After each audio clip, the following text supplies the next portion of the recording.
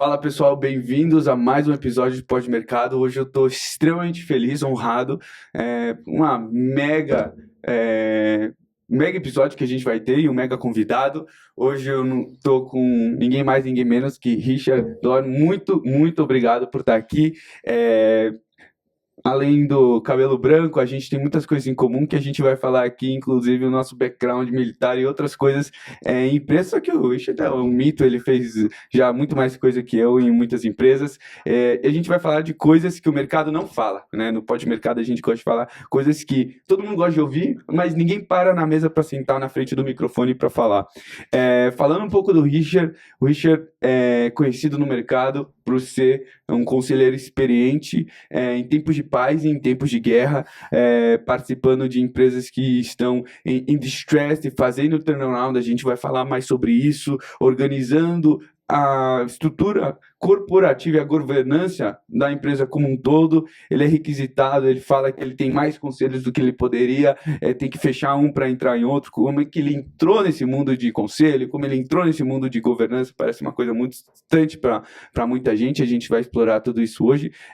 Vários outros pontos que o pessoal até às vezes para no YouTube, pesquisa vídeo no Google, não tem muito artigo, não tem muita coisa que fala isso, a gente vai falar isso na lata, só mencionando algumas empresas, e eu não sei se eu vou conseguir mencionar todas.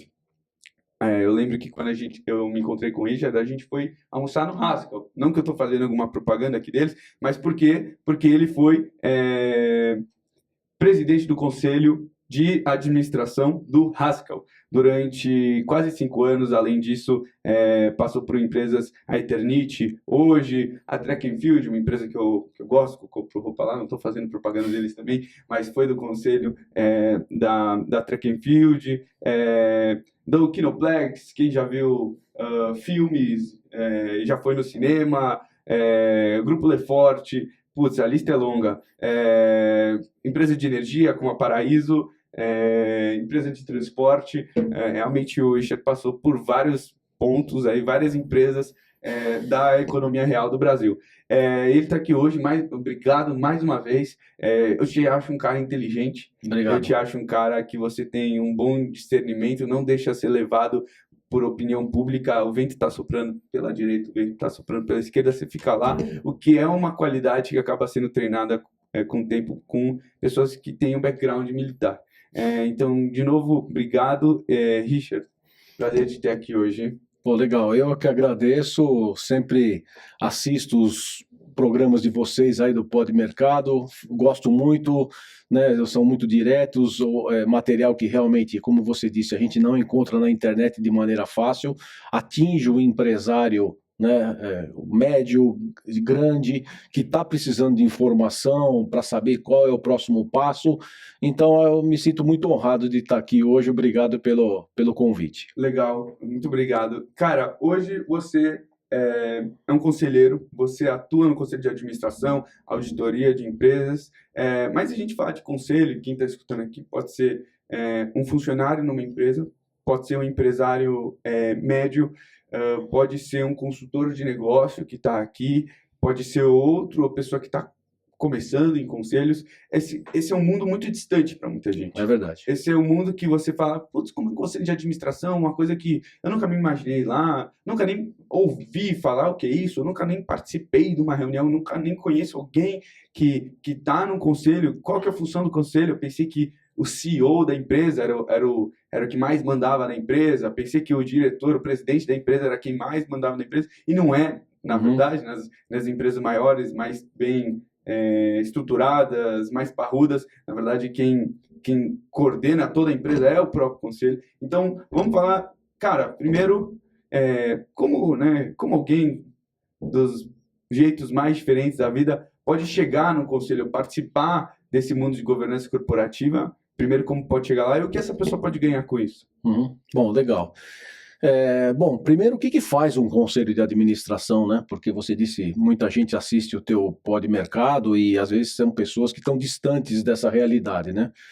O conselho de administração, no fundo, ele é uma representação dos stakeholders dentro da empresa, principalmente os acionistas dessa empresa, né? Então, você imagina que você não consegue fazer uma reunião todos os meses e chamar todos os acionistas de uma empresa para participar daquela reunião, para tomar as decisões mais importantes da empresa, né? Então você tem um grupo menor. Toda empresa de capital aberto, uma empresa listada na Bolsa de Valores, ela, por obrigação de lei, ela tem que ter um conselho de administração, né? Então, esse conselho ele é eleito numa reunião anual que deve acontecer até o final do 4º mês de encerramento do exercício fiscal da empresa. Toda empresa aqui no Brasil, 90% das empresas, tem o seu exercício fiscal terminado no dia 31 de dezembro, ou seja, então até dia 30 de abril tem que ser feita uma reunião, chamar todos os acionistas para tomar algumas decisões importantes na empresa. Essa é a Assembleia dos Acionistas. Essa é a chamada Assembleia Geral Ordinária, também chamada de AGO, né? Essa AGO ela tem 4 assuntos de pauta, e só, né? Primeiro assunto, aprovação das contas dos administradores. Aprovar as contas do ano passado, né? Segundo, destinação do lucro do exercício. Se é que a empresa deu lucro, o que vai se fazer com esse lucro, né? Por obrigação de lei, 25% pelo menos tem que ser distribuído para os acionistas. O resto tem que ser aportado em determinados projetos, em determinadas reservas e etc. Terceiro, aprovação da remuneração dos administradores para o próximo exercício. E quarto, e não menos importante, a eleição do Conselho de Administração, né? E isso começou em empresas onde eram empresas grandes e que tinham muitos acionistas que você tinha pequenas participações. Então, por exemplo, você, se a gente quiser ser acionista de uma empresa, vamos pegar uma empresa que todo mundo conhece e todo mundo gosta, a Disney, né? A Disney esse ano deve faturar por volta de 60 bilhões de dólares. Mas lá atrás ela foi uma empresa familiar, que começou com 2 sócios, um gênio, né, o cara que desenhava, que era o Walt Disney, e o irmão dele, que era o Roy Disney, que era o cara que administrava. Esses 2 começaram aquela empresa. Hoje a empresa, né, vai faturar 60 bilhões de dólares. O maior acionista individual da Disney tem 5,2%. Ou seja, ele não pode você chamar todos os acionistas do mundo todo todos os meses para tomar decisões importantes. Então, nesta Assembleia Geral Ordinária se elege ali, no caso da Disney, 13 conselheiros, né, pessoas experientes, pessoas com conhecimentos e diversidade necessária para poder tomar as decisões importantes da empresa, né? Quais são essas decisões, né? A gente fala, né, até eu não gosto muito dessa tradução conselho de administração, porque parece que você vem dar conselho e o executivo faz se quiser. Em inglês é Board of Directors, né? Porque um conselheiro é um director, ele é quem dá a direction para a empresa. Então, a questão mais importante de um conselho é discutir o futuro do negócio. Estratégia corporativa da empresa. Estratégia. Exatamente. Objetivos estratégicos da empresa. Exatamente. Olhar para frente. Como vai ser essa empresa daqui a 3, 4, 5 anos, daqui a 10 anos, né? Infelizmente, a maior parte dos conselhos no mundo, e eu que visitei mais de 13 países para conhecer conselhos, depois eu conto um pouco sobre isso, fala só sobre o passado. Fala sobre o previsto versus o realizado, o fechamento de junho, o fechamento do primeiro semestre, como é que está, né, e quais são os problemas maiores da empresa, o executivo X, o executivo Y. E aí começa a estagnar a empresa, porque ela foca tanto no passado, foca no futuro, e aí acontecem coisas que muitos empresários têm medo. Pô, não vou encher aqui de um monte de burocratas, um monte de políticos, um monte de pessoas no conselho, obviamente eu estou aqui simplificando, que os caras vão ficar aqui tirando o foco da minha empresa e enchendo de leis e governança, que esse é o estigma do empresário que já fatura e tem problema em governança corporativa e não quer o conselho lá. Mas a gente vai chegar lá. Legal. Mas o ponto que você falou de não olhar para o futuro, só olhar para o passado. Se você quiser saber a maturidade de uma empresa em termos de governança e até dos sócios, é fácil. É só você pegar a pauta da próxima reunião do conselho ou a ata da última. E ler e ver quanto tempo se dedicou para falar de futuro. Infelizmente, pouco se fala sobre futuro. Hoje um conselho de alto desempenho, que a gente fala que é um conselho que está em velocidade de cruzeiro, tem que dedicar no mínimo 75% da sua reunião para discutir o futuro. Né? Porque assim, só parênteses, acho que a gente vai tocar nesse assunto depois. Eu trabalhei muitos anos, ano que vem vai fazer 30 anos que eu trabalho com turnaround, reestruturação de empresas. Né? Quando eu chego nessas empresas, o que eu percebo? Essas empresas que estão numa situação muito difícil, quase à beira da falência, né? Você percebe que tem dois motivos, basicamente. O primeiro, 50% dos problemas, dos motivos é má gestão. 50% dos problemas é estratégia errada, ou falta da estratégia. Né? Então você vê que a empresa parou no tempo, começou a entrar naquele ciclo vicioso, né, de correr atrás de cliente, de atender pedido, dívida. Ficou só no operacional e saiu da estratégia. E não olhou para frente. Né? Aí vem os pequenininhos, pequenas empresas. Hoje nós estamos aqui num lugar que está cheio de startups instaladas. O que essas startups querem? É pegar um pedaço da sua fatia. Né? E aos poucos vai mordendo. Então, assim, o que eu digo? Que essas startups são perigosas. Né? Porque o que acontece? Essas startups, para mim, são como piranhas. Né? Uma piranha, duas, não matam um boi. Né? Mas 500 matam em 5 segundos. Né? Então, é o que a gente vê hoje, são essas startups vindo e tirando um pouquinho da sua margem aqui, um pouquinho da sua margem lá. Quando você vai ver, você ficou obsoleto. Você não olhou para frente. Num mundo que é de alta transformação, num mundo que a gente chama de VUCA, né? Todo mundo fala hoje essa expressão, é um mundo que está em constante transformação. E eu, recentemente, numa viagem aí para o Vale do Silício canadense, né, que chama Waterloo, que é o 10º maior centro de inovação do mundo lá no Canadá. É um Vale do Silício pequeno, mas eu ouvi duas frases que eu levo para mim todos os dias. Primeira frase: a única vantagem competitiva que uma empresa pode ter hoje, a única, é a velocidade. Segunda frase: amanhã vai ser mais rápido do que hoje.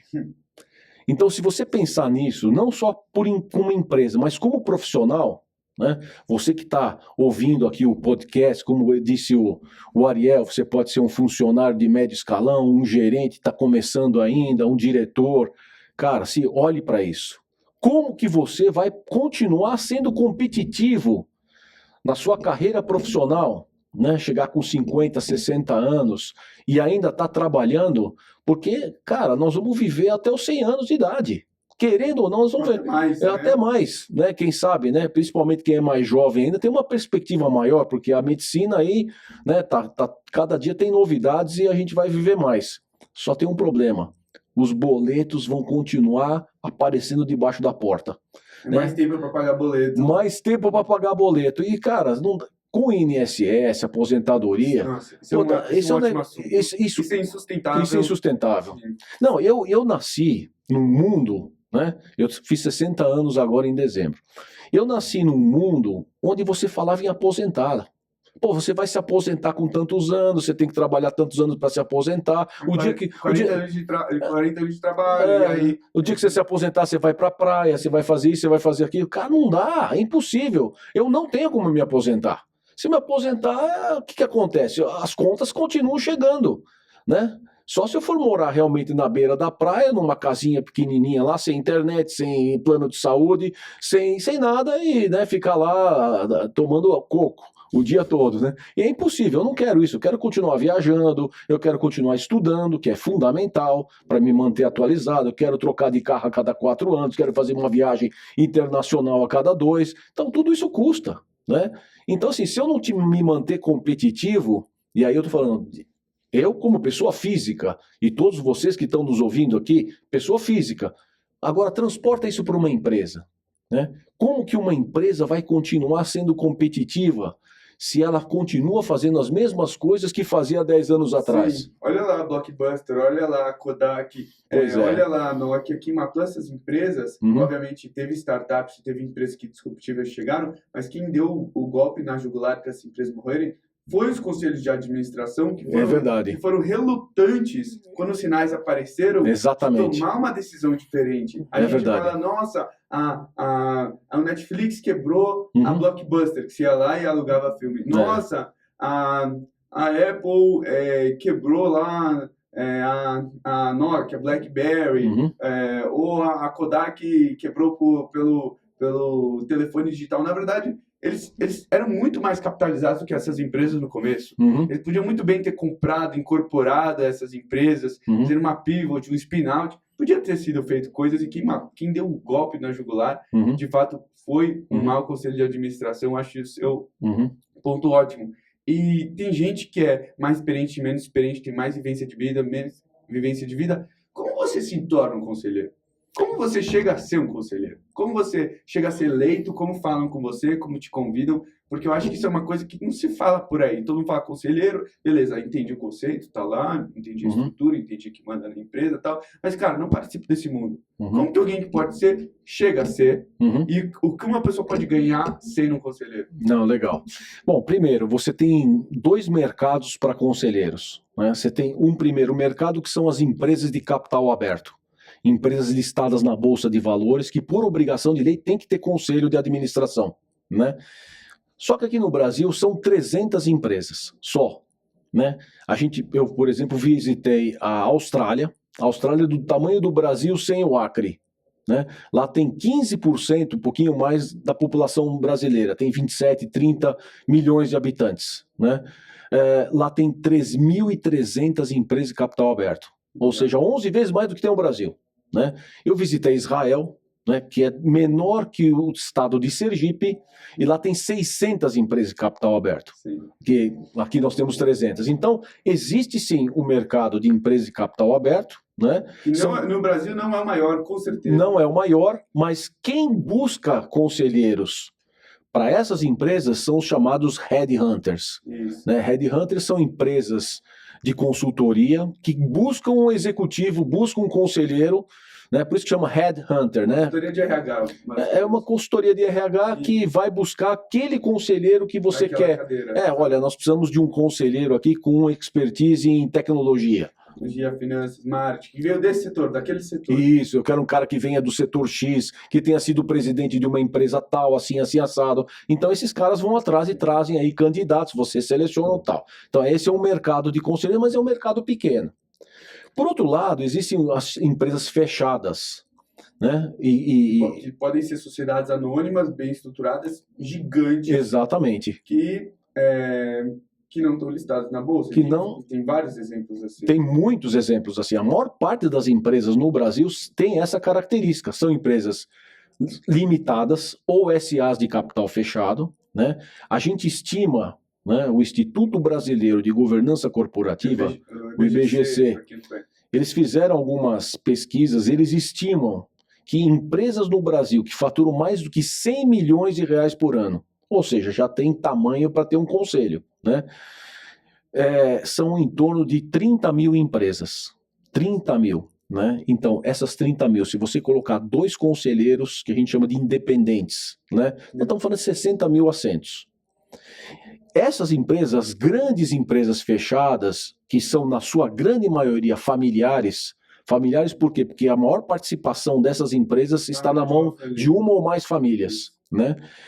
Elas têm duas formas de procurar conselheiros. Uma é através dos mesmos headhunters, mas a gente estima que só 25% dos cargos de conselheiro vêm por headhunter nesse bloco, os outros todos vêm por indicação. Alguém que liga.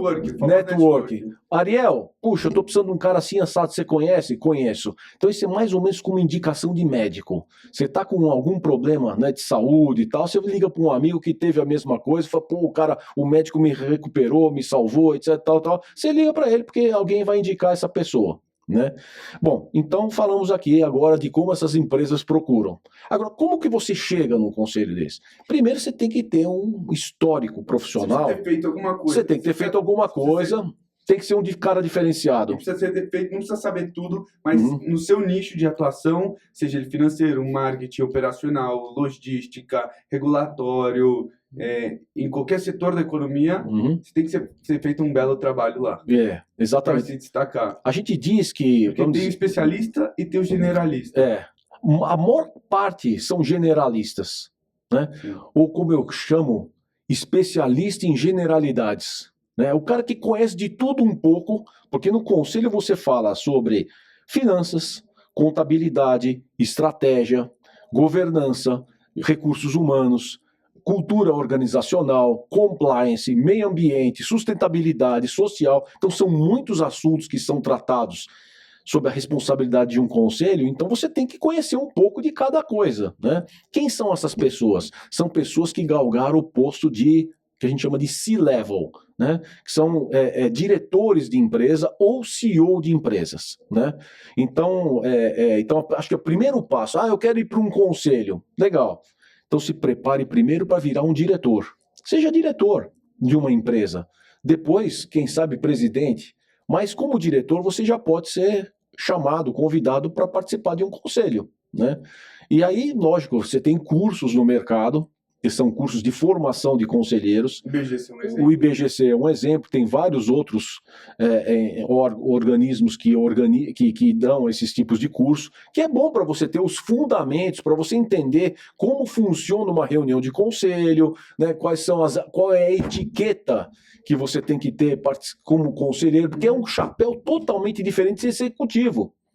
Porque o executivo, como que ele ganha diferencial no mercado? Executando. Ou seja, quanto mais resultado você trouxer, quanto mais você trabalhar... Sim, ele ganha mais dinheiro também. Ele ganha mais dinheiro. Variável. Bônus, variável. Mas você contrata um executivo para executar o que você quer, o seu plano. Fala, o cara põe de pé, o cara faz isso, faz aquilo. São as realizações.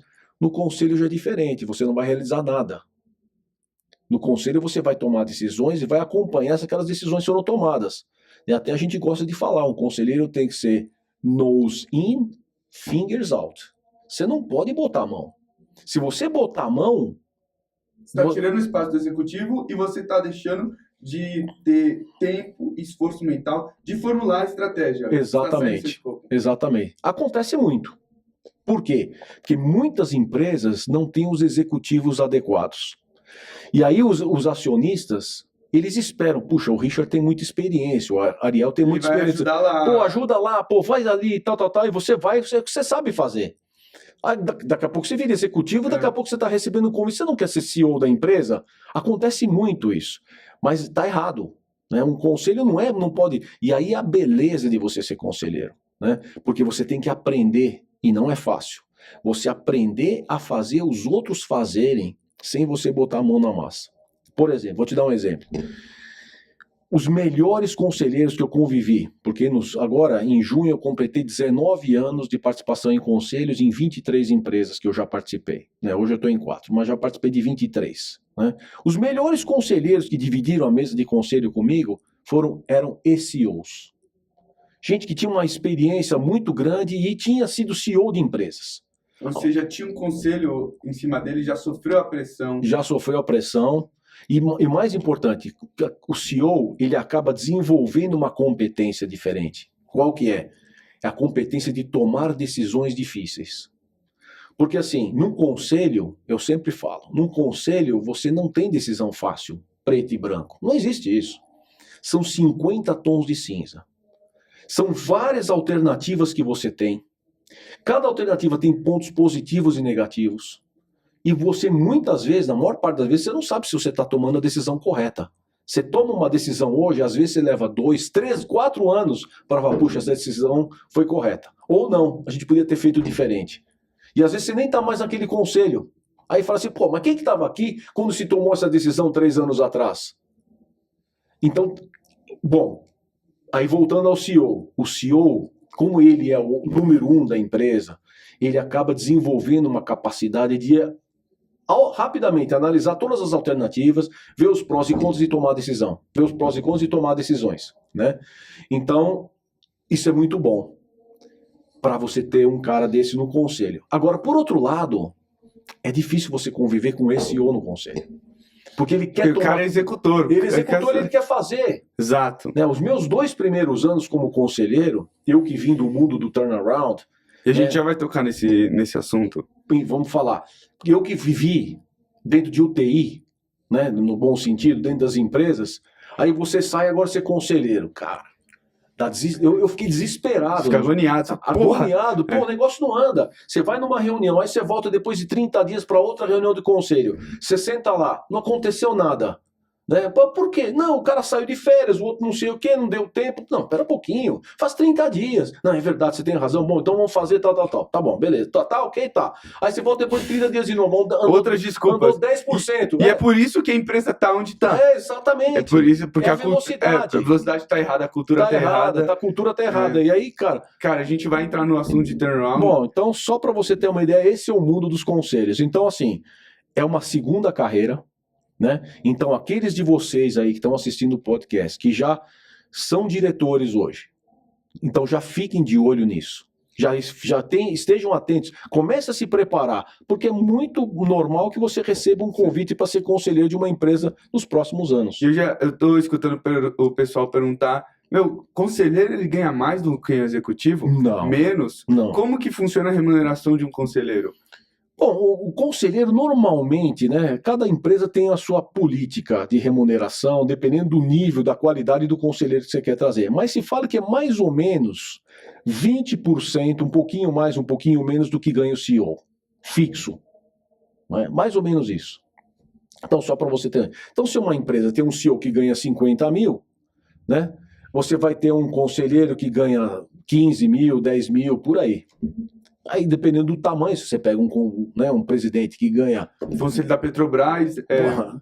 Por incrível que pareça, a Petrobras é uma empresa, por ser ainda pública, deve ter uma participação do governo muito forte, a política de remuneração não é muito agressiva. Um conselheiro da Petrobras deve ganhar 18 mil reais por mês. Apesar de ter Vale e outras empresas também, mas aí você vai agora... Vale já é uma empresa privada hoje, né, de capital pulverizado, e a Vale paga muito bem. A Vale tem uma remuneração muito boa. Sim. Mas a gente sempre fala o seguinte, qual que é a remuneração de um conselheiro ideal? Né?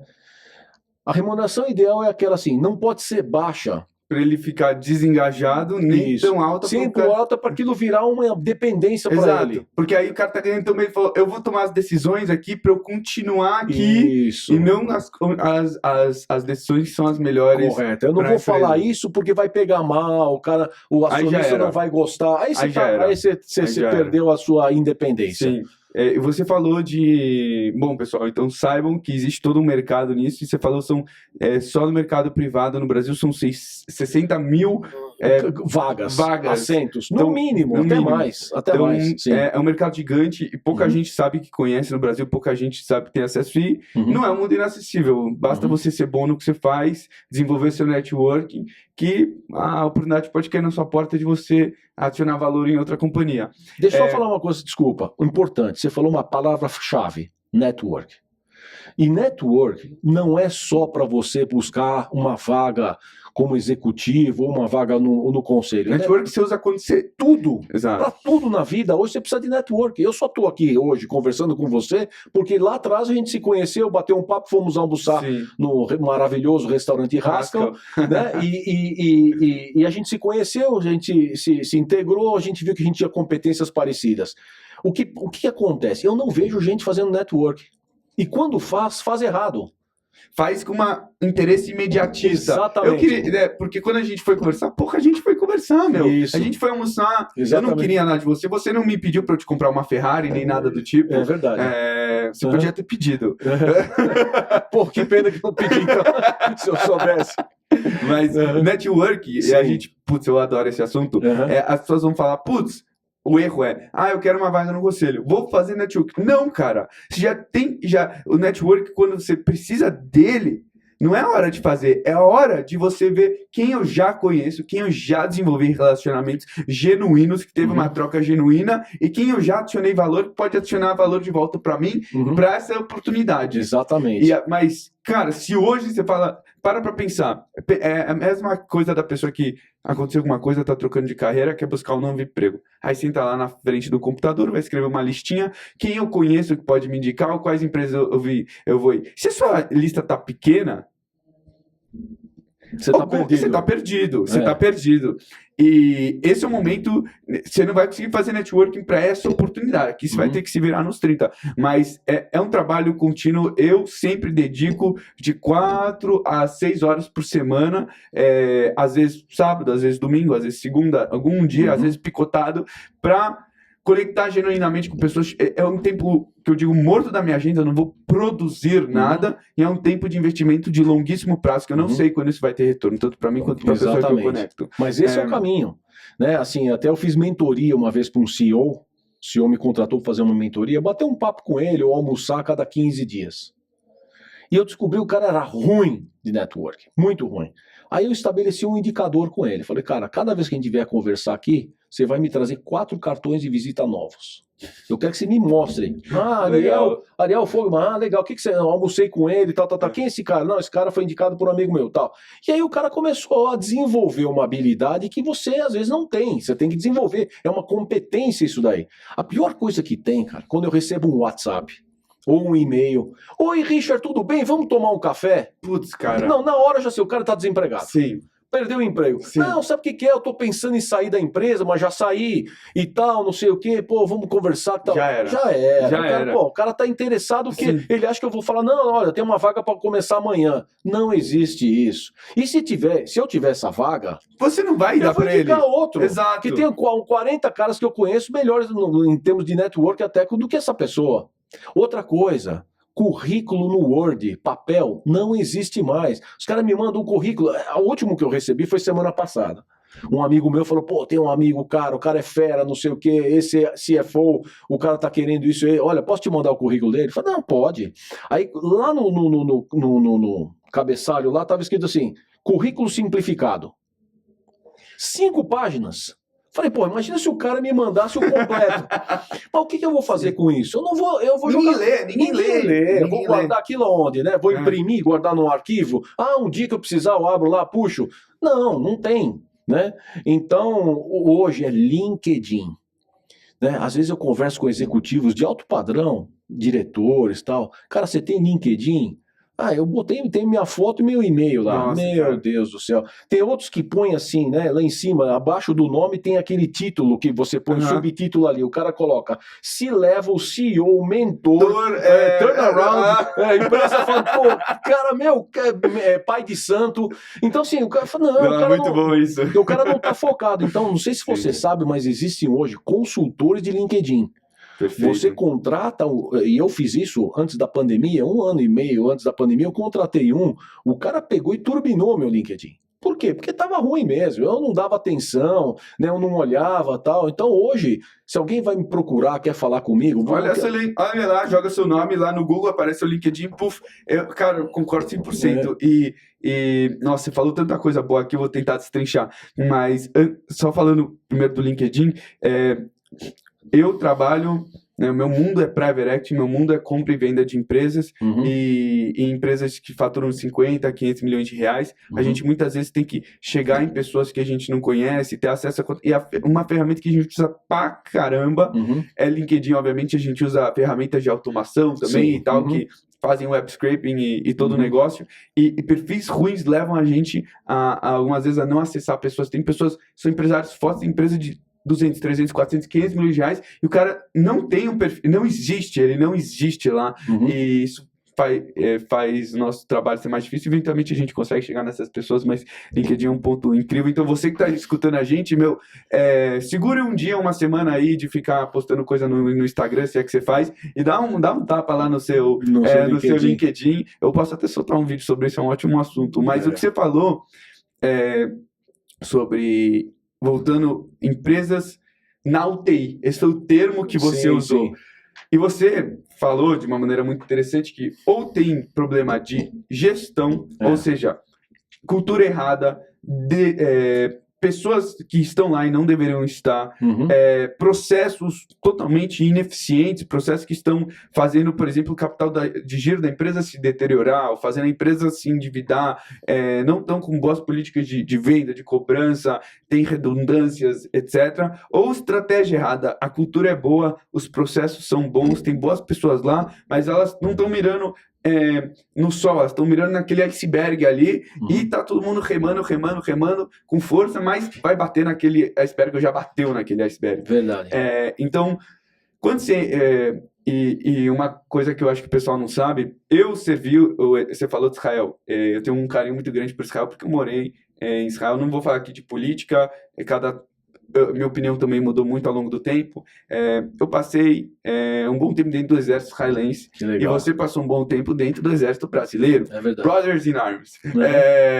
E, cara, eu acho que não importa onde você passou, exército, e te ensina que disciplina é a chave para a liberdade. Exatamente. Todo mundo acha que quando você tem disciplina, você está se limitando, deixando de fazer coisa, perdendo a sua liberdade, mas não.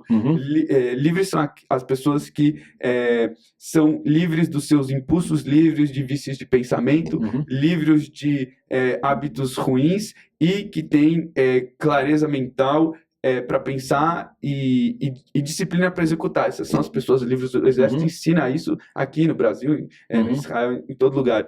E o assunto aqui são empresas em dificuldade, e existem, igual em países em tempos de guerra e países em tempos de paz, existem empresas em tempos de paz e de tempos de abundância, e existem empresas em tempo de guerra, em tempo que é um campo de batalha, que você não sabe se a empresa vai continuar. Empresas que faturam 200, 500, 1 bilhão de reais, não é que fatura pouco, não é que ela está faturando zero, fatura muito e mesmo assim tem dificuldades. Você olha o top line gigante e não sobra nada de caixa no final do mês, está queimando caixa, você fala, o que está acontecendo entre aqui e ali? Então, acho que esse é um assunto fantástico e a gente vai entrar nele agora.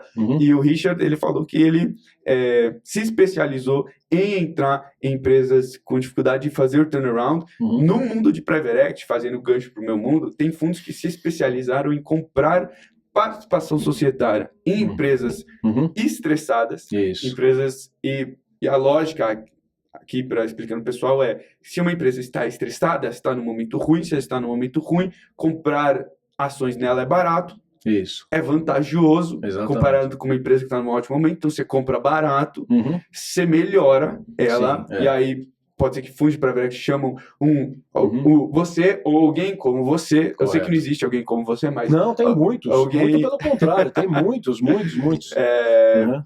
E aí tentam melhorar a empresa, né? E tem um monte de proteções lá, caso não dê certo, etc. E melhorando a empresa pode ser vendida... porque tem uma coisa no estudo de estatística que é muito mais fácil você levar alguma coisa para a média do que tirar da média para um expoente. Então, se você fala que a média do preço das empresas está aqui em 8 vezes EBITDA, aí você compra a 2, se você leva a 8, é muito mais fácil você comprar 8 e tentar levar a 16. Exatamente. Então, ou de 7 para 8. Né? 7 para 8. É mais fácil levar de 2 para 8, né? Sim. Bom, essa é a lógica do mercado de stress. E agora a gente vai falar quando a gente entra numa empresa. Eu acho algumas opiniões minhas e eu quero ver se você concorda ou não concorda. Depois eu quero escutar as suas. Legal. Da minha experiência, quando você entra na empresa, primeiro tem aquela famosa frase cash is king. Isso, verdade. Que o caixa é rei. Exatamente. E não é lucro, não é EBITDA, não é lucro líquido, é caixa e fluxo de caixa. E toda decisão que tem que ser somada até a empresa sair daquele momento de estresse é como que eu posso aumentar minha posição de caixa e como que eu posso diminuir sangrias na empresa que estão queimando caixa, porque a empresa não vive e morre com lucro e reservas de lucro e reservas de capital. A empresa vive ou morre se ela tem caixa no banco. Exatamente. Ponto. Se ela consegue pagar suas obrigações de curto prazo. Se ela consegue pagar suas obrigações de curto prazo e algumas obrigações de longo prazo, ela existe. Se não, RJ, falência, processo em cima dela, ela deve, né? Então, quando você entra na empresa e tem pessoas que ficam mamando na mamadeira. Empresas, pessoas que deveriam estar lá, mas não estão ganhando altos salários, os famosos cabides, processo de eficiência estratégica. Cara, você entra na empresa e está ferrado. Tem problema de gestão, tem problema de estratégia. E aí?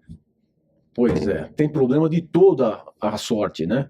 E como você diz assim, quando você entra na empresa, então primeiro, antes de você entrar numa empresa dessa, você tem que pensar 2, 3 vezes, né?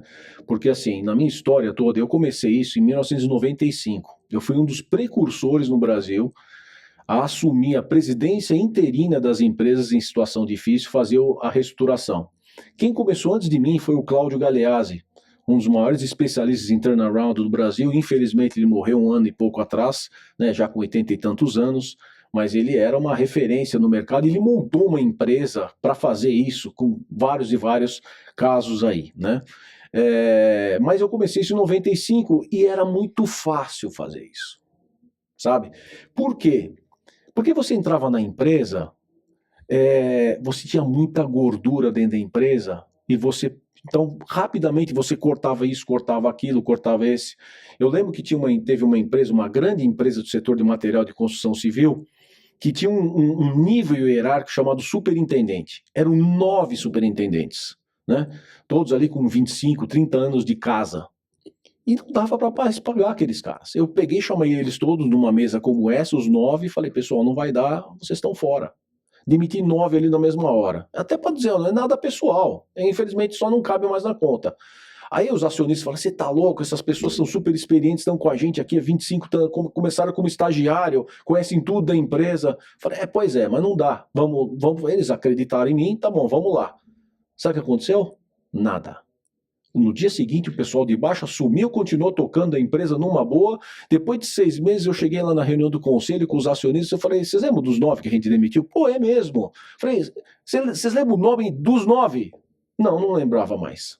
Né? Então, assim, era gordura que existia. Você entrava num departamento de contabilidade, eu lembro que tinha 17 pessoas.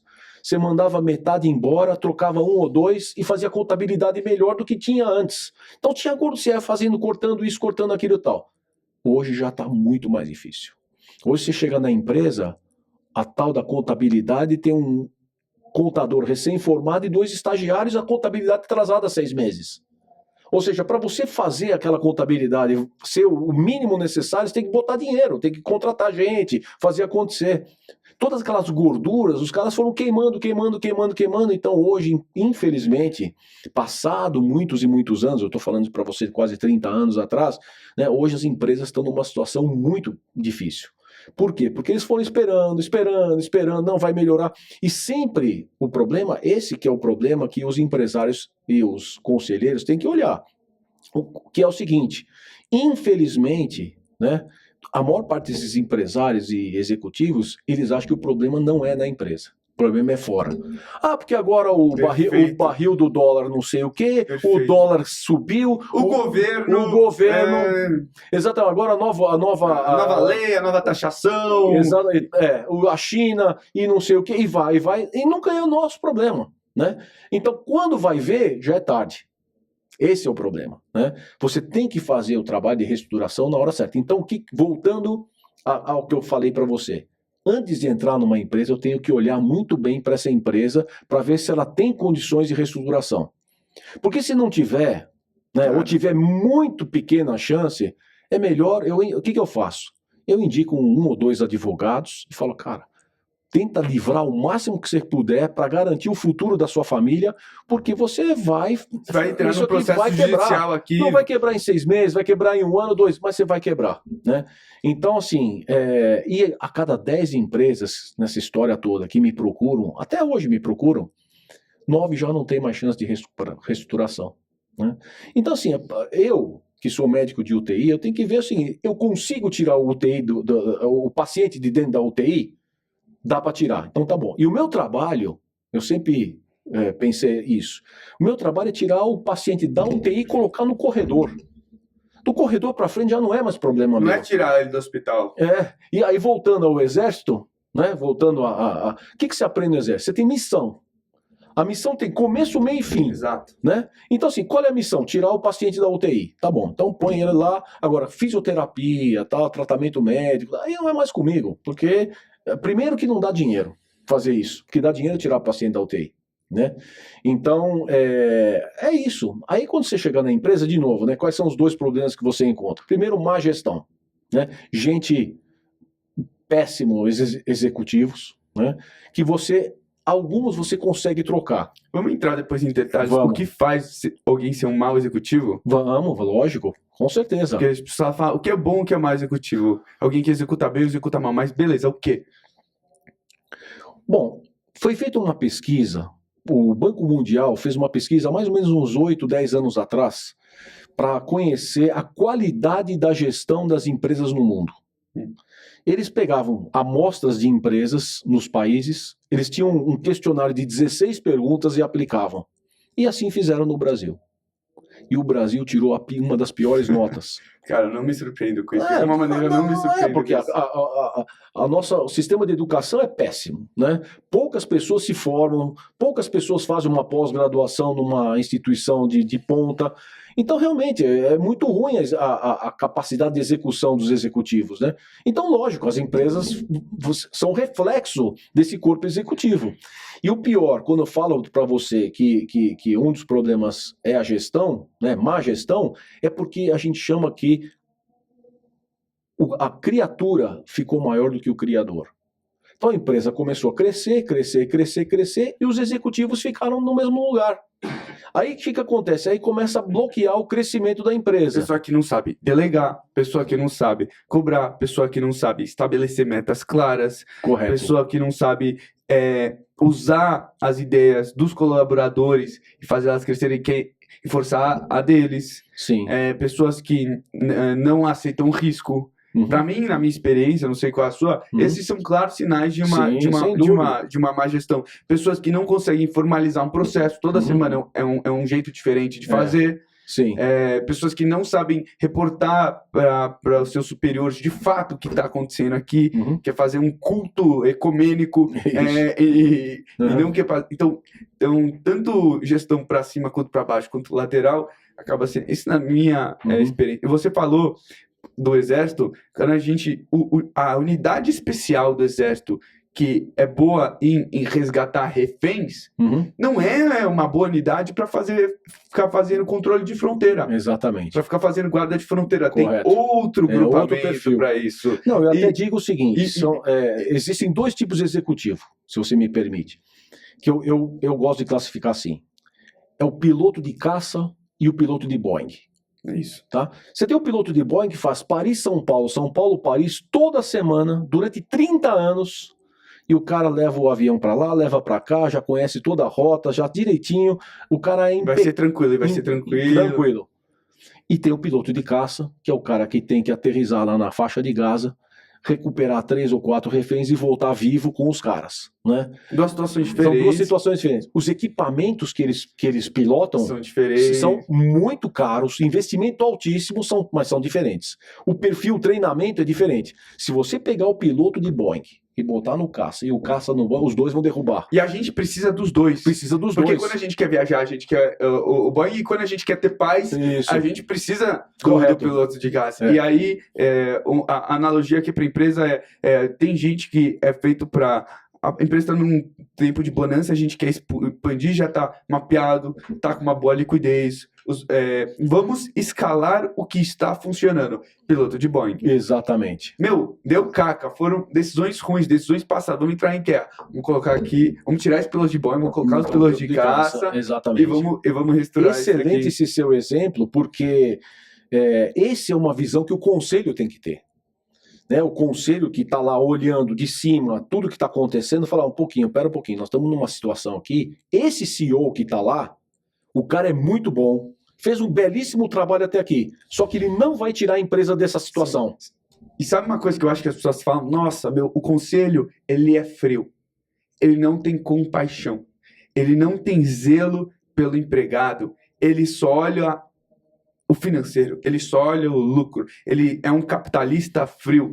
Cara, dos conselheiros que eu conheci, não é assim. Não é assim. E você falou, não tem decisões fáceis no conselho, mas você fica falando essas coisas, putz, o cara tá aqui 20 anos, há 30 anos, olha os bônus que ele ganhou, olha a família dele, olha isso.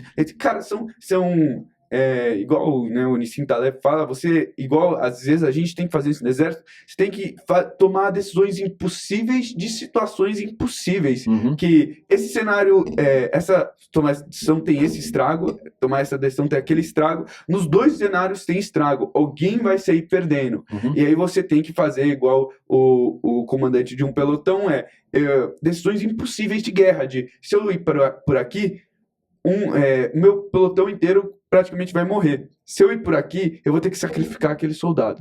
Mas os outros, eles vão sobreviver e os outros vão passar isso. E aí a decisão é impossível. Quem eu vou sacrificar? Que soldado? Porque eu vou ter que carregar essa decisão pro resto da minha vida. É verdade. Eu vou ter que lembrar isso pro resto da vida. Eu me sacrifico? Será que eu me sacrifico? E aí o que acontece com os outros? Quem vai liderar eles para casa depois? São decisões... Eu tô falando coisas que eu vivenciei. Né? Coisas que eu vi, não de filme. Sim. E às vezes conselho de administração, conselho de guerra, putz, cara, quem você vai cortar aqui? E a família? E o cara tem outro emprego? Não tem. Mas se não fizer isso, será que a empresa pede RJ amanhã e entra aqui credores? E eles vão assumir o conselho de administração, os credores, aí sim eles vão cortar sim. todo mundo e vão demitir todo mundo e aí vão vender os ativos para tentar pagar as dívidas da empresa e aí, já era. Então, eu tô também falando de experiência que eu vi, e eu tenho certeza que você também passou por essas situações. Sim, muitas. Quem olha de fora fala, aquele conselheiro medalhão, tá ganhando lá o dinheiro dele no conselho. Não, isso não existe. E esse estigma das pessoas. Isso é o que as pessoas veem de fora, porque... É porque isso talvez é uma realidade de 15, 20 anos para trás, né? Era assim, os conselhos eram para inglês ver, como a gente chamava, né? Era um conselho, vamos dizer assim, formal. Então tinha um ex-executivo de grande empresa, o amigo do acionista, o cara que tinha sido prefeito ou secretário, não sei, de governo. Então estava lá, se fazia uma reunião a cada 3 meses, tomava um café, botava a conversa em dia, perguntava como é que estava o mercado, o que ia acontecer nos próximos meses, tal. Acabou porque perda de tempo, era uma perda de tempo. Né? Mas por quê? Mas pela lei exige, então temos que ter, então se é para ter, vamos trazer uns caras bacanas aí. Né? Então, vamos trocar uma ideia, vamos falar do futebol. Mas isso mudou, né? Principalmente porque existe o Instituto Brasileiro de Governança Corporativa, que foi fundado em 1995, né? Então ele desenvolveu um trabalho de advocacy, falando sobre a importância dos conselhos, né, das empresas terem boa governança, porque eu vou te falar uma coisa, né? O que eu também aprendi nessa minha trajetória de turnaround? A maior parte dessas empresas que chegam nessa situação não tem conselho, não tem governança. Olha só. Né? Quando a empresa tem conselho, aí já é diferente, porque o conselheiro, se tiver bons conselheiros, o conselheiro fala, não, pera um pouquinho, pessoal, isso aqui não vai dar certo. Isso aqui já se tentou no passado em outra empresa. Isso aqui, esse executivo que está aí, não funciona. Temos que trocar. Então, eles provocam isso. Não que o conselheiro seja um gênio, não que ele seja dono da verdade, mas você ter um mecanismo que valida ou refuta as suas opiniões numa segunda camada, que é um mecanismo de segurança, isso ajuda pra caramba. E, nossa, um tópico que a gente não tocou, queria muito tocar, eu tô feliz que a gente vai tocar agora, é empresário mediano, empreendedor mediano não gosta de cobrança, não gosta de governança, não gosta de conselho, tem repúdio, porque na cabeça dele ele vai falar, por que eu vou querer pagar para pessoas me incomodarem, me cobrarem, para pessoas levarem a empresa para lugares, ou tentar influenciar a empresa para levar a lugares diferentes dos que eu penso, e é uma postura um tanto quanto arrogante, um tanto quanto... E pode ser que o cara é um empreendedor foda, já cresceu empresa, já vendeu, pode ser que não, tá? É um empresário iniciante, e fala, putz, por que eu vou ter essas pessoas? Ou eu não tenho dinheiro para formar um conselho, e são alibis, que a gente fala em inglês, ou desculpas que o cara tem para não se... Porque, cara, você tem um conselho, cara, você vai ser exposto, você vai ser diagnosticado, vão te olhar por todos os lugares, você vai se sentir às vezes lá pelado à frente de pessoas que de fato estão vendo tudo que você está fazendo e cara, isso incomoda pra caramba, e isso consegue passar quem é realmente maduro e cabeça fria, mas aí nesse cenário que nasce e cresce o bom empresário e o bom empreendedor. O que difere, desculpa o termo não politicamente correto, que difere, né, os meninos dos homens. E eu acho que você já deve ter falado com empresários, eu falei com alguns, você também deve ter falado com vários, que, tem vontade de colocar um conselho e falam, não tenho tempo, não quero cobrança, não tenho coragem, ou que a gente esse exemplo é bizarro, que no Brasil acontece bastante, o cara sabe que tem coisa errada na empresa. Uhum. Ele sabe. Uhum. Ele sabe e até ele participou, Uhum. Sim. ele fez, Sim. e ele tá na decisão impossível de, se eu trago um conselho, isso vai ser descoberto, isso vai ser exposto, e o que vai acontecer comigo, o que vai acontecer com a empresa? Sim. Ele não quer que o esquema dele seja desmontado. Uhum. Isso é meio absurdo, as pessoas não reparam que existe esse Uhum. caso. Mas isso tem muito no Brasil. Não, acontece também, né? Mas lá você não tá lá para botar o dedo na cara do empresário, né? Você tá lá para ajudar ele a sair dessa situação. Eu vejo essa questão que você falou, mas o empresário maduro, né? É aquele empresário que reconhece a sua limitação, né? Volto a dizer, quando ele percebe que a empresa cresceu mais do que ele, e ele fala assim, eu não tenho mais condição de tocar isso, né? Então tá na hora de eu me preparar para ir no conselho e botar um executivo aqui para tocar. Só que esse processo, ele é muito difícil. Esse processo de sucessão, principalmente numa empresa familiar, ele é muito complexo. O mesmo processo de deixar o filho sair de casa.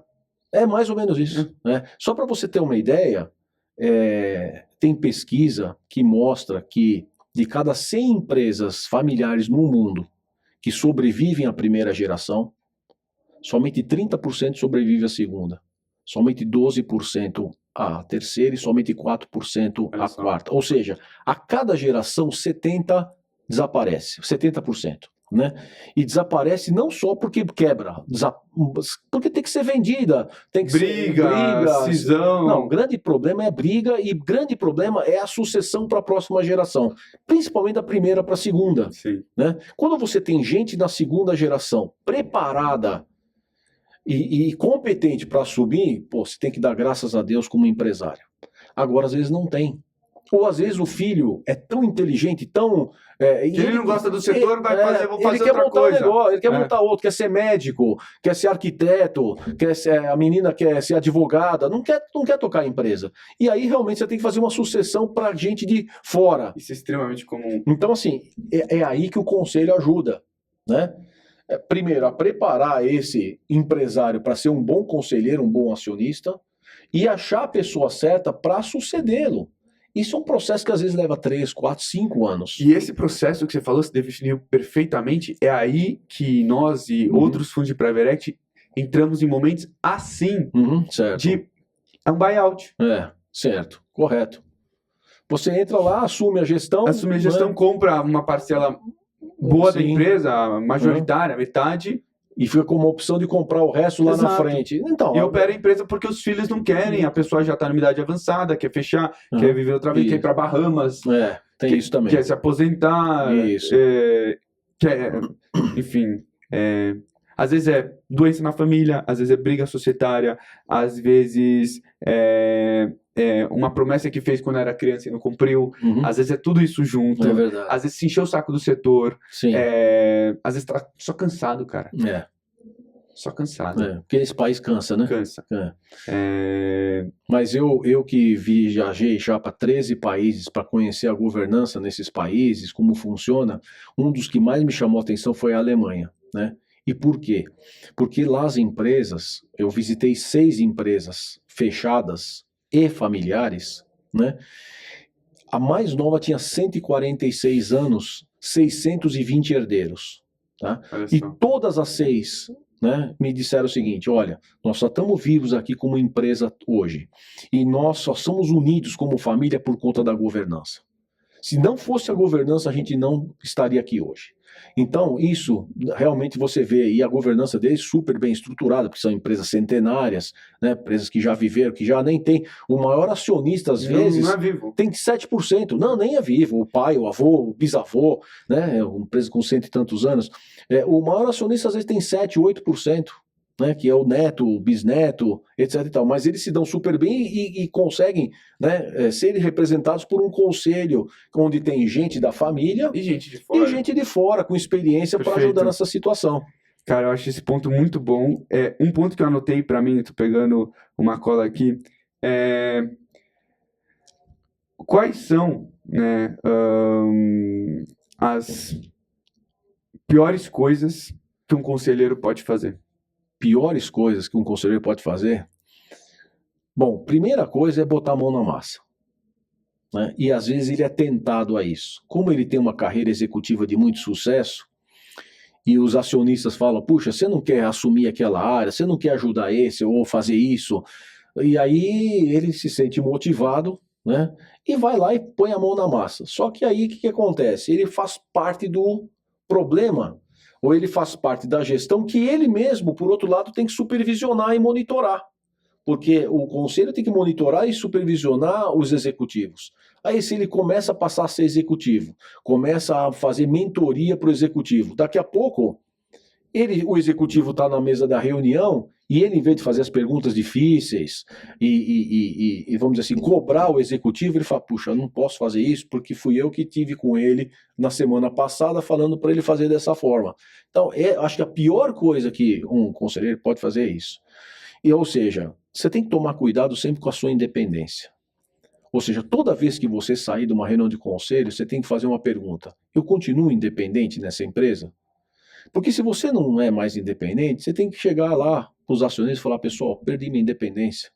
Eu tenho que sair, não adianta. E vão te respeitar por isso. Vão respeitar por isso, e vão te admirar por isso. Exatamente. Agora, se você depende daquela remuneração, você fala, puxa... E você pode se queimar, e você fica com o nome ruim no mercado e nunca mais você consegue outra oportunidade. Isso, que é ser uma pessoa curto-prazista mamadeira. Exatamente. O que é uma coisa que você sempre quis me perguntar e nunca teve nem a abertura, nem coragem de me perguntar? De perguntar para você?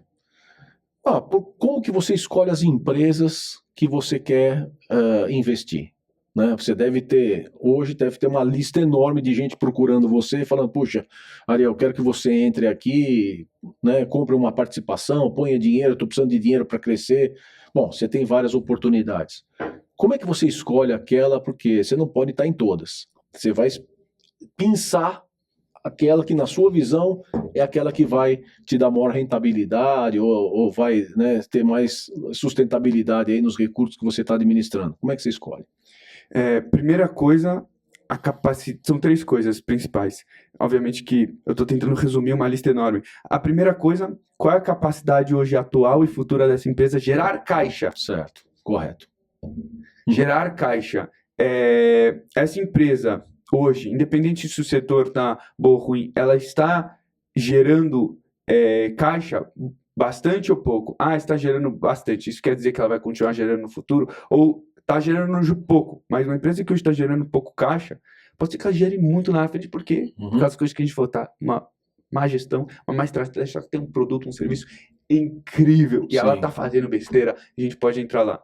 A segunda coisa que eu sou muito puxado para empresas que a operação é boa, ela tá indo bem, tal, só que a empresa, por um motivo bizarro, está indo mal, não por causa da empresa em si, mas por causa da sociedade. A sociedade está ferrada, sendo que a empresa está muito boa. Certo. Se você corrige a sociedade, isso solta o freio do cavalo. Legal. Então, e é uma transação que tirar a sociedade fora, um buyout, você ter controle lá, colocar um novo acordo de acionista lá, que agora você tem poder de gestão e poder votante na empresa, você pode fazer as coisas acontecerem. Correto.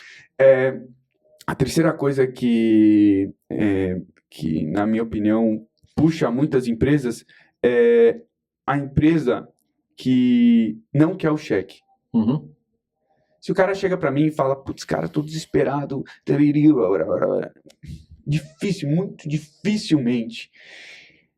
muito dificilmente vai acontecer uma transação lá. Na minha opinião, tem fundos que pensam totalmente diferente. Quanto mais esperado o cara, melhor. Para mim, a gente conheceu e a gente viu uma tese de investimentos, por exemplo, qualquer setor, veterinário, suplementos alimentares. Cara, essa empresa é uma empresa boa, mas ela não é sensacional no vácuo, mas olha aqui, tem essas outras 3 empresas que juntas, elas formam um conglomerado maravilhoso, defensável, que é muito difícil outra empresa tomar a posição dela, ter um moat, uma barreira de entrada boa, o que vai proteger o lucro, o fluxo de caixa futuro dessa empresa, tá num mercado bom. Putz, cara, então a gente conversando com esse empresário, a gente entende que faz sentido ter uma consolidação tutorial pequena aqui.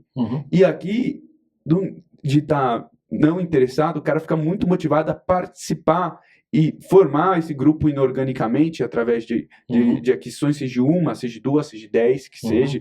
Em geral, quanto menos aquisições, melhor. E do nada esse cara ficou muito animado com isso, é um cara bom, um cara executor, e esse é um grupo econômico muito valioso no mercado, que tem uma multinacional lá fora, que tem um investidor de bolsa com bolso grande, que tem um fundo de private equity lá na Ásia, que tem interesse em comprar esse grupo pronto. Essa é uma transação que me anima muito. E não é nem a empresa,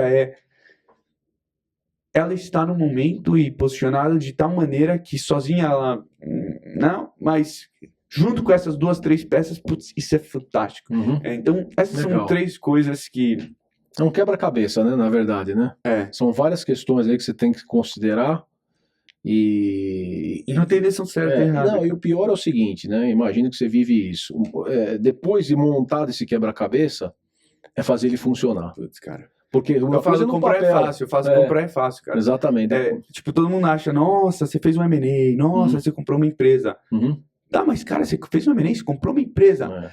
Você não, eu sempre falo para todo mundo, você é acionista ou você é fundo, você não ganha dinheiro comprando empresas. Quem ganha dinheiro comprando empresas são os assessores que se pagam eles nos custos da transação. Você não ganha dinheiro comprando empresa, você ganha dinheiro gerindo a empresa que você comprou e vendendo ela. Isso. Você ganha dinheiro. Você não, um comerciante de feira, ele não ganha dinheiro quando ele compra a banana. Ele ganha dinheiro quando ele traz a banana até a feira e vende a banana na feira. Isso. E as pessoas falam, nossa, ele fez o M&A, nossa. Cara, você não ganhou dinheiro. Você só comprou a ação na bolsa, você só abriu a sua exposição ao ativo. Agora que você vai carregar ele e gerar valor, putz, cara, gerar valor na companhia é difícil. Nesse país ainda, né? É difícil, é desafiador, são poucas pessoas que sabem fazer bem, mas quem sabe fazer bem ganha muito dinheiro, porque às vezes, igual a gente falou aqui, às vezes o base... Cara, eu não acho que é ciência de foguete. Todo mundo fala, nossa, gerir uma empresa, fazer private equity é muito complicado. Não. Às vezes são 5, 10, 15 no máximo, princípios fundamentais, que são meio que óbvios, mas o óbvio, ele não é feito, ele não é implementado. Correto. Todo mundo quer fazer o sofisticado e esquece do básico. Do básico, é verdade. Todo mundo quer saber sobre a física quântica quando não sabe as aulas básicas de física mecânica, exato.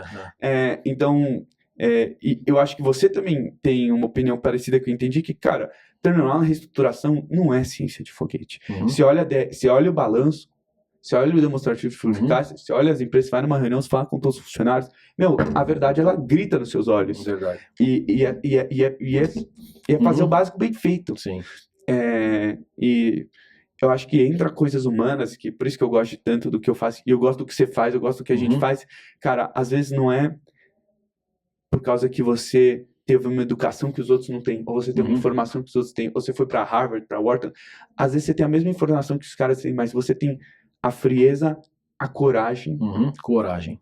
Você tem a coragem, você tem a frieza, você tem a iniciativa, né? E as bolas de fazer aquilo. Certo. E carregar a decisão. E executar. Putz, compramos a empresa. Putz, precisamos, né, demitir esse time e não ficar sem time. Contratar outro. Putz, cara, precisamos falar na cara desses gerentes que estão aqui há 20 anos que esse processo é ineficiente. De uma maneira muito educada, você vai estar chamando o cara de burro. Sim. Porque ele está fazendo... E, cara, e aí? Quando você fala, olha, analisei todo o seu processo, tem 9 etapas aqui, mas poderiam ter 2. Vamos fazer dessas 2? Aí o cara olha para você assim, fala, na cabeça dele, nossa, esse cara acha que é quem? Sim. Eu quero pegar agora um tijolo, aí o cara te responde, tá, vamos tentar. E o cara que consegue falar, vamos tentar, na hora eu falo, esse cara é foda. Se eu tivesse no lugar dele, eu me xingaria. Eu xingaria alguém que viria falar isso pra mim. Se esse cara chegou pra mim e falou, tá bom, vamos tentar, eu falo, esse cara é muito foda. Certo. Mas se o cara fala, você entende sim. que ali tem um problema. Enfim, eu me alonguei na resposta. Ok, não, entendi, mas é importante, para quem está nos escutando aí. E eu tenho uma segunda pergunta. Vamos dizer assim, os Estados Unidos é o mercado mais desenvolvido em private equity, né? Até porque existem mecanismos lá que protegem o investidor e mais do que isso, né, eles têm um mecanismo de way out que é o IPO, ou seja, você entra numa empresa, compra uma participação, faz a empresa crescer, mas tem uma hora que você tem que sair. Fala assim, não, meu trabalho, a minha missão aqui está feita. Eu preciso sair. Lá nos Estados Unidos você faz um IPO, para quem não sabe o que é um IPO, é abertura das ações, a bolsa de valores, para você vender as ações na bolsa, você pega a sua participação, transforma em ações e depois você sai e vende sua participação. Aqui no Brasil é muito difícil, né? O mercado de capitais ainda é muito incipiente, né? São 300 empresas só, ainda, né, estamos engatinhando. Então, assim, a IPO não é uma via fácil, né? E não é da via. Como é que você faz para sair? Tem algumas maneiras. As maneiras de sair depois que você está numa empresa, eu vou elencar todas elas de uma maneira rápida. Primeiro, a IPO, que você falou. Segundo, é uma coisa que a gente chama de trade sale. Trade sale é simplesmente, depois que você crescer a empresa, você vende para uma grande empresa do mesmo setor ou de um setor parecido que quer ter esse ativo, essa empresa sua, no portfólio dela. Ou quer incorporar a solução. Então, você vende no termo vulgar, as pessoas falam, vamos vender para um estratégico. Isso. Ou as pessoas, eu acho que não entendem que isso acontece, você é um fundo de private equity, você vende para outro fundo de private equity. Maior que você. Maior que você, ou do mesmo tamanho, alguém que fala, olha, eu tenho aqui, eu carreguei, porque eu entrei numa posição talvez desafiadora que este fundo não entraria, ele é um fundo que prefere umas empresas um pouco mais seguras ou maiores, e eu vou vender para eles, e ele vai carregar a empresa, e ele vai se encarregar depois de fazer o IPO, então vender para outro fundo. Tem uma coisa que eu não recomendo fundos fazerem, mas é um jeito de você sair da empresa quieto, mas você nunca realmente sai, que chama Dividend Recapitalization, ou recapitalização por dividendos. Vamos dizer que você investiu 100 milhões de reais na empresa e durante 7 anos você tirou dividendos de uma maneira que você tirou 150 milhões de reais de dividendo da empresa. Você já devolveu seu dinheiro para você através de dividendos, mas você está com a participação ainda lá, mas uma hora mesmo assim você vai ter que vender as ações. Uma outra maneira de sair da empresa você fazer uma coisa que chama fusão reversa. Ou através de uma fusão reversa simples ou uma SPAC, que é basicamente você faz que uma empresa pública, que é uma empresa pública operacional, uma empresa da bolsa, uma empresa grande, ou, o bizarro, uma empresa pública que você criou, eu não vou entrar aqui no mesmo mecanismo, compra essa empresa privada, essa empresa privada se torna uma empresa pública. Certo, entendi. E não através de um IPO, mas através de uma fusão com uma empresa que já é pública. Então, se você é comprado por uma empresa que é pública, e você é uma empresa privada, você acabou de se tornar parte de uma empresa que é pública. Certo. E essa é uma maneira de saída, e dá para levantar dinheiro depois para fazer essa fusão reversa. Então, essas são as 5 principais maneiras que tem de sair de uma empresa. O Brasil tem seus desafios, sim. O bom do Brasil é que tem gente de fora do Brasil, gringo, com bolso grande, que olha para comprar empresa privada aqui no Brasil e, de uma certa maneira, até preferem empresas que estão saindo de private equity, porque sabem que já tem auditoria, já tem compliance, já teve toda uma análise de risco, já teve uma melhora nas operações. É mais fácil do que comprar de um empresário nato lá. Eu acho que é isso. E para fechar aqui, se eu pudesse continuar aqui mais umas 2 horas com o Richard. Primeiro eu queria te agradecer. Que isso. Sua trajetória é fantástica, é fascinante. Eu acho que a gente vai ter que fazer outro episódio, porque tem muito mais coisa ainda que você fez. Eu acho que as pessoas podiam sentir aqui a ponta do iceberg seu, o que já... eu admiro muito a sua trajetória. Obrigado. E ainda... Como você falou, até os 120 anos, igual a gente fala na minha comunidade, na minha religião, a gente fala, viva até os 120, e eu tenho certeza que vai passar disso, então tem muita coisa ainda que você vai fazer. Tem muito, se Deus quiser. Muita história para contar. Verdade. E, pessoal, esse foi mais um episódio do Pod Mercado, onde a gente fala as coisas que o mercado não fala. Para quem quiser saber mais do Richard, como que as pessoas te encontram? LinkedIn. LinkedIn, escreve lá Richard Oem, LinkedIn, puf, ele vai estar lá. Vou estar lá e me convida para ser seu colega no LinkedIn, porque ao contrário de muita gente, eu não aceito isso, eu aceito todo mundo. Né? Então, assim, me convida para ser colega lá, manda uma mensagem, olha, eu vi você no podcast, vamos lá, e eu vou ser... No máximo ele não vai gostar de você, mas aceitar ele vai. Não, sem dúvida. E eu tô brincando, pô, o Eixo sempre foi um cara muito, muito amigável, eu sempre gostei muito das conversas com ele, não é à toa que a gente tá aqui hoje.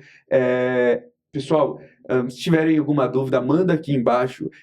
Pode ser que apareça dúvidas nesse vídeo, coisas que vocês gostam. Eu posso responder, inclusive eu posso mandar para o Richard responder se vocês tiverem dúvida. E se vocês quiserem mais um episódio desse, se vocês quiserem se aprofundar em alguma coisa que a gente não falou, escreve aqui embaixo também, que isso vai ser um ótimo indicativo para a gente fazer mais um episódio. Esse foi o episódio de Pode Mercado, onde a gente fala as coisas que o mercado não fala. Eu vejo vocês no próximo episódio. Richard. Legal, pessoal. Obrigado por tudo. E a palavra-chave, governança. Valeu. Valeu.